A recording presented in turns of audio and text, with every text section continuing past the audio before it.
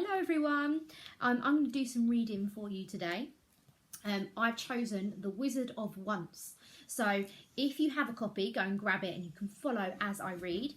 If not, you can just listen to me and I will read it to you. So this is a story with two heroes.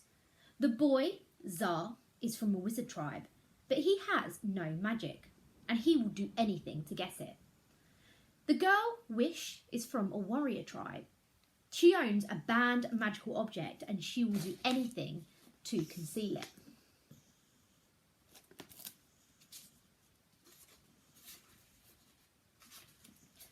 Once there was magic. It was a long, long time ago in the British Isles. So old it did not know it was the British Isles yet.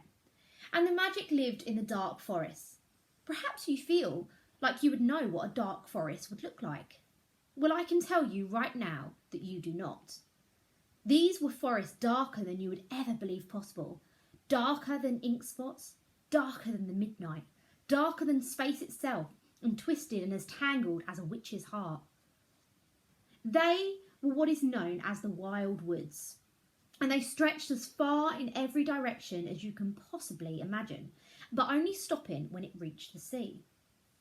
There were many types of humans living in the wild woods. The wizards, who were magic, and the warriors, who were not.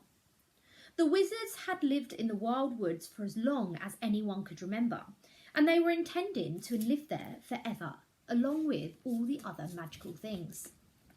Until the warriors came.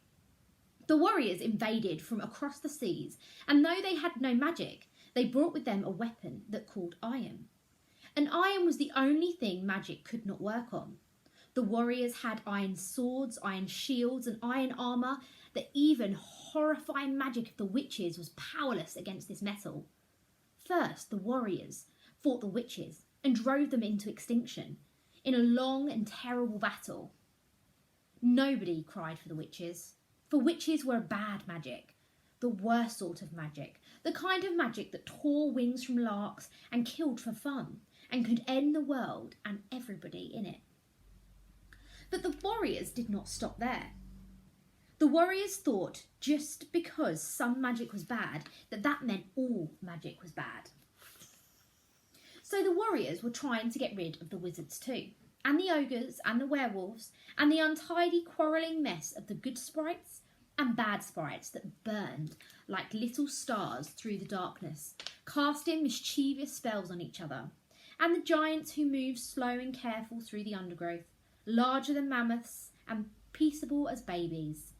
The warriors had sworn that they would not rest until they had destroyed every last bit of magic in the whole of the dark forest, which they were chopping down as fast as they could with their iron axes, to build their forts and fields and new modern world.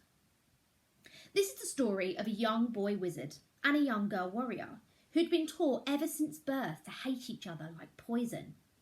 The story begins with the discovery of a gigantic black feather. Could it be that the wizards and the warriors had been so busy fighting each other that they'd not even noticed the return of an ancient evil? Could the feather really be the feather of a witch?